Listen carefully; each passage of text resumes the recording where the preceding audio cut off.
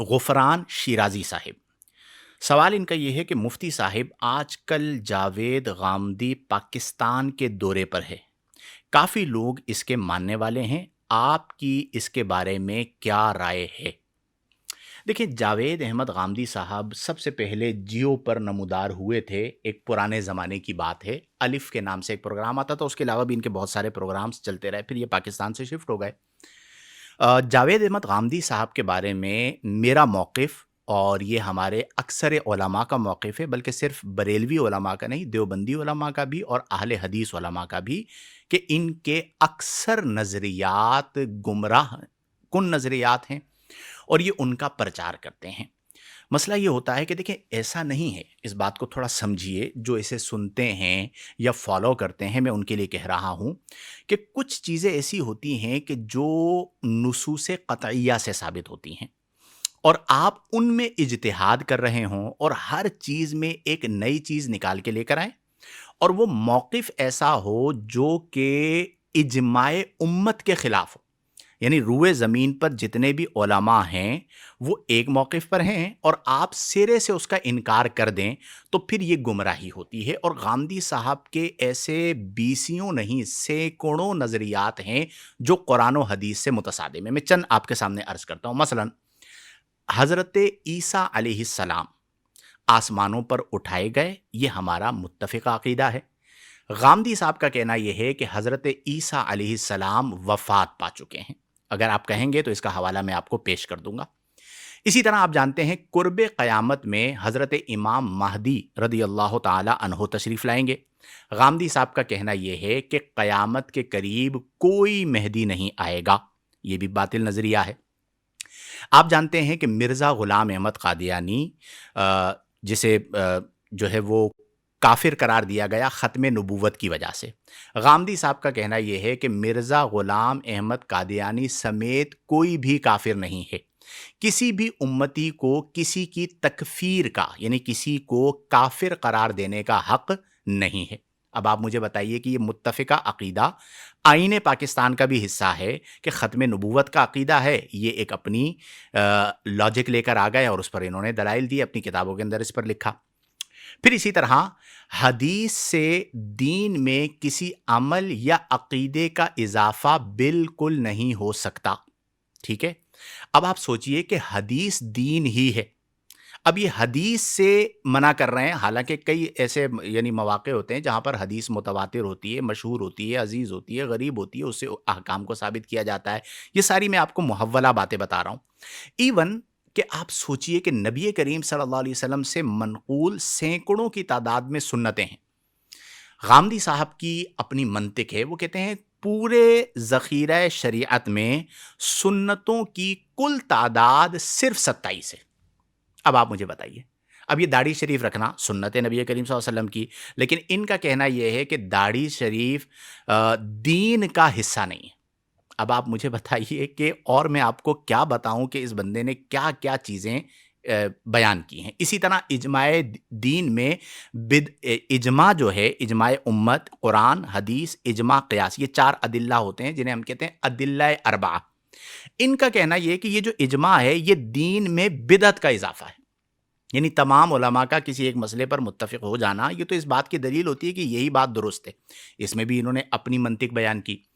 پھر اسی طرح مرتد کی جو شرعی سزا نبی کریم صلی اللہ علیہ وسلم نے بیان فرمائی، یہ استدلال کرتے ہوئے کہتے ہیں کہ وہ نبی کریم کے زمانے کے ساتھ خاص تھی، بعد میں اس پر عمل نہیں ہو سکتا۔ یہ بھی ایک ایسا عقیدہ یا ایسا نظریہ ہے جس کا اسلام کے ساتھ کوئی تعلق نہیں۔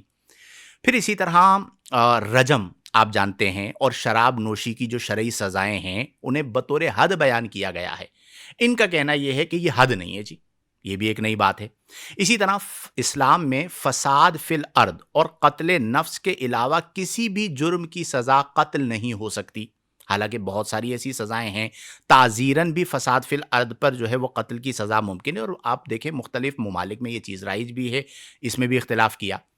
پھر اسی طرح قرآن پاک کی صرف ایک قرات ہے، آپ جانتے ہیں 7 قراتیں ہیں، باقی جو قراتیں ہیں ان کے بارے میں ان کا کہنا یہ ہے کہ یہ عجم کا فتنہ ہے، یعنی اجمیوں نے اسے بطور فتنہ جو ہے وہ بیان کیا ہے۔ تو یہ ایک اور المیہ ہے، ایک اور بات ہے کہ یہ شخص، آپ اس سے اندازہ لگائیے کہ کس قدر اس کے فسادات ہیں۔ پھر اسی طرح فقہا کی جو آراء ہوتی ہیں، یہ فقہا کی آراء کو اپنے علم و عقل کی روشنی میں پرکھنا شروع کر دیتے ہیں، اور اگر ان کی عقل جو ہے وہ کسی فقیہ کی رائے کو جو ہے وہ رد کر رہی ہوتی ہے، یہ رد کر دیتے ہیں، چونکہ یہ تقلید تو کرتے ہی نہیں ہیں، تو اس سے بھی فساد کا دروازہ کھلتا ہے، اور پھر ان کے بہت سارے سننے والے ہیں، جاننے والے ہیں، وہ بھی بعد میں ویڈیوز بنانا شروع کر دیتے ہیں اور اسی طرح کی باتیں کرتے ہیں۔ اب اجتہاد، آپ ایک اور چیز کا اندازہ لگائیے، عوام الناس کے لیے میں عرض کر رہا ہوں کہ یہ غامدی صاحب کس قدر جری آدمی ہیں، کہ ایک ہوتا نا کہ کوئی شخص کسی چیز کا ماہر ہے تو وہی وہ کام کرے گا۔ اب اجتہاد جو ہے وہ مجتہد کرتا ہے۔ اگر ایک عام مسلمان اجتہاد کرنا شروع کر دے تو آپ مجھے بتائیے وہ دین کا کیا سے کیا معنی نکالے گا اور دین کی شکل کو کیا بنا دے گا۔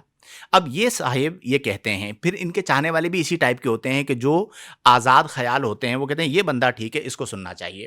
اب ان کا کہنا کیا ہے؟ یہ کہتے ہیں کہ جی ہر آدمی کو اجتہاد کا حق ہے، اجتہاد کی جو اہلیت ہے اس کی کوئی شرائط متعین نہیں ہے، جو سمجھے کہ اسے تفقہ فی الدین حاصل ہے وہ اجتہاد کر سکتا ہے۔ تو اب آپ سوچئے کہ کیسے کیسے مجتہدین امت کو ملیں گے کہ جب ہر آدمی اجتہاد کر سکتا ہے۔ مثلا امام اعظم مجتہد، امام شافعی مجتہد، امام مالک مجتہد، امام احمد بن حنبل مجتہد، یہ مجتہدین کا مبلغ علمی کیا تھا، اور آج کوئی تھوڑا سا تفقہ حاصل کر لے تو وہ مجتہد بن سکتا ہے۔ تو اس سے فساد کتنا نکلے گا؟ اجتہاد کی شرائط ہیں، اجتہاد کے لیے علوم ہے، امت اس کو مجتہد تسلیم کرتی ہے، تب جا کے وہ مجتہد بن کر اجتہاد کر سکتا ہے، ورنہ ہر کوئی اپنی مطلب کا معنی نکالے گا۔ پھر اسی طرح غامدی صاحب کا یہ بھی کہنا ہے کہ نبی کریم صلی اللہ علیہ وسلم اور صحابہ کرام کے بعد غلبہ دین کی خاطر اقدامی جہاد ہمیشہ کے لیے ختم ہو گیا۔ اب آپ مجھے بتائیے کہ نبی کریم صلی اللہ علیہ وسلم فرما رہے ہیں کہ الجہاد ماضٍ الی القیامہ، جہاد قیامت تک ہے، اور غامدی صاحب کہہ رہے ہیں کہ جہاد، اقدامی جہاد جو ہے وہ ختم ہو چکا۔ پھر اسی طرح حیرت انگیز بات میں آپ کو بتاؤں، ابھی مجھے کسی نے بتایا، کچھ تصاویر بھی بھیجیں، کہ لاہور میں غامدی صاحب نے باقاعدہ کوئی تصوف سینٹر قائم کیا ہے، ٹھیک ہے، اور وہاں پر وہ ایک صوفیانہ ماحول دیا ہے۔ اور آپ سوچئے یہ اس زمانے کے کیسے صوفی ہیں کہ مردوں عورتوں کا مخلوط اجتماع۔ صوفیہ کی تاریخ میں، تصوف کی تاریخ میں ایسی کوئی چیز نہیں ملتی۔ ایک تو انہوں نے یہ کام کیا، اس سے پہلے انہوں نے تصوف کے حوالے سے کیا لکھا؟ کہتے ہیں تصوف عالمگیر دلالت، دلالت کا معنی ہوتا ہے گمراہی، اور اسلام سے متوازن ایک الگ دین ہے۔ تصوف کو الگ دین قرار دینا اور عالمگیر گمراہی کا سبب قرار دینا، یہ ان کی تحریر میں موجود ہے، برہان کے اندر، اور آج یہ خود تصوف سینٹر قائم کر کے بیٹھے ہیں۔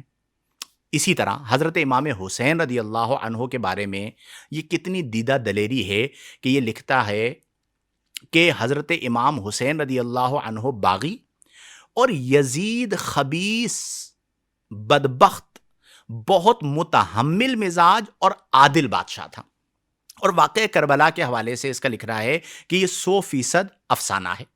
غامدیت کیا ہے اس کتاب کے اندر آپ کو اس کا حوالہ مل جائے گا، یہ اس کا نظریہ ہے۔ اب آپ خود سوچئے کہ امام علی مقام کہاں اور یزید خبیث کہاں، اور یہ یزید کو متحمل المزاج کہہ رہا ہے اور حضرت امام حسین رضی اللہ عنہ کو باغی لکھ رہا ہے۔ پھر اسی طرح مسلم، غیر مسلم اور مرد و عورت کی گواہی میں کوئی فرق نہیں ہے۔ ایک بچہ بھی اس بات کو جانتا ہے، اجماع ہے، اتفاق ہے کہ مسلمان کی گواہی غیر مسلم کے مقابلے میں زیادہ معتبر ہے۔ مرد اور عورت کی گواہی میں شریعت نے فرق رکھا ہے اور اس کے اپنے دلائل ہیں، اس نے تمام فروق کو اڑا دیا۔ اسی طرح زکوٰۃ کے نصاب میں، اب زکوٰۃ کا ایک نصاب شریعت مطہرہ نے مقرر کیا ہے۔ غامدی صاحب کا کہنا کیا ہے کہ زکوٰۃ کے نصاب میں ریاست کو تبدیلی کا حق حاصل ہے۔ اب آپ مجھے بتائیے کہ زکوٰۃ کا جو نصاب ہے وہ منصوص ہے، کیسے ریاست اس کو تبدیل کر سکتی ہے؟ اب آپ سمجھ رہے ہوں گے ان تمام باتوں کی روشنی میں کہ اس بندے کو کیوں سنا جا رہا ہے اور کس طرح کے لوگ سن رہے ہیں۔ یہ اتفاقی چیزیں میں آپ کو بتا رہا ہوں کہ جس کا اس نے خلاف کیا۔ اسی طرح یہود و نصارہ، یہودی اور نصرانی، عیسائی اور یہودی، ان تمام پر لازم تھا کہ نبی کریم صلی اللہ علیہ وسلم کی آمد مبارک کے بعد یہ ایمان لے کر آئیں۔ غامدی صاحب کا کہنا یہ ہے کہ نبی کریم صلی اللہ علیہ وسلم پر ایمان لانا یہود و نصارہ کے لیے ضروری نہیں، اس کے بغیر بھی ان کی بخشش ہو جائے گی، جبکہ قرآن میں اللہ فرما رہا ہے ان الدین عند اللہ الاسلام۔ موسیقی کے حوالے سے آپ جانتے ہیں نبی کریم صلی اللہ علیہ وسلم نے فرمایا کہ مجھے آلات موسیقی توڑنے والا بنا کر بھیجا گیا۔ غامدی صاحب، موسیقی فی نفسی ہی جائز ہے، اشراق کے اندر لکھا ہے انہوں نے۔ بت پرستی کے لیے بنائی جانے والی تصویر کے علاوہ ہر قسم کی تصویریں جائز ہیں، جبکہ اس پر احادیث موجود ہے کہ آقا کریم صلی اللہ علیہ وآلہ وسلم نے اس سے منع فرمایا۔ ایسی بیسیوں چیزیں اور ہیں، یعنی میں نے آپ کو ابتداً بتایا نا کہ ایک ہوتا ہے 10-20 چیزیں، بلکہ سینکڑوں چیزیں اور ہیں جو میں آپ کے سامنے بیان کر سکتا ہوں۔ تو یہ ان کی وہ تمام چیزیں ہیں جن کی بنا پر متفقہ طور پر تمام مکاتب فکر جو ہیں وہ ان کو گمراہ سمجھتے ہیں، اور اس کی وجہ عناد نہیں ہے، اس کی وجہ بغض نہیں ہے، اس کی وجہ اختلاف نہیں ہے، اس کی صرف ایک وجہ ہے، اور وہ یہ ہے کہ یہ متفقہ معاملات کے اندر صریح نصوص سے جو چیزیں ثابت ہوتی ہیں اس کا انکار کرتے ہیں۔ اب غار حرا میں جو پہلی وحی نازل ہوئی اس پر آیات، اس پر احادیث موجود ہیں، حضرت جبریل امین آئے اور آقا کریم علیہ افضل الصلاۃ والتسلیم سے فرمایا اقرا، یہ اس پورے واقعے کو ہی من گھڑت قرار دیتے ہیں۔ اور یہ میں نے جتنی باتیں آپ کے سامنے سرے دست ذکر کی ہیں، چند باتیں، اس کے علاوہ اور بہت ساری باتیں ہیں، اور یہ جو باتیں میں نے آپ کے سامنے ذکر کی ہیں یہ ان کی اپنی کتابوں میں لکھی ہوئی ہیں۔ یہ ایسا نہیں ہے کہ کوئی من گھڑت باتیں میں نے آپ کے سامنے بیان کر دی ہیں، جو چاہے گا میں اسے حوالہ بھی پیش کر دوں گا صفحہ نمبر کے ساتھ کہ فلاں کتاب کے فلاں صفحے پر غامدی صاحب نے یہ لکھا ہے۔ تو اتنے سارے باطل عقائد رکھنے کے بعد آپ مجھے بتائیے کہ کس طرح ایسے فرد کو قبول کیا جا سکتا ہے۔ لہذا شیرازی صاحب، آپ کے سوال کا مختصر جواب یہ ہوا، جو تھوڑا سا طویل ہو گیا، کہ یہ گمراہ شخص ہے ہمارے نزدیک، ان کے عقائد قرآن و حدیث سے متصادم ہیں اور قرآن و حدیث کے خلاف ہیں، لہذا ہم اس شخص کو سننے کے حوالے سے یا ان کی محفل میں جانے کے حوالے سے آپ کو مشورہ دیں گے کہ اپنے دین کی حفاظت کیجیے۔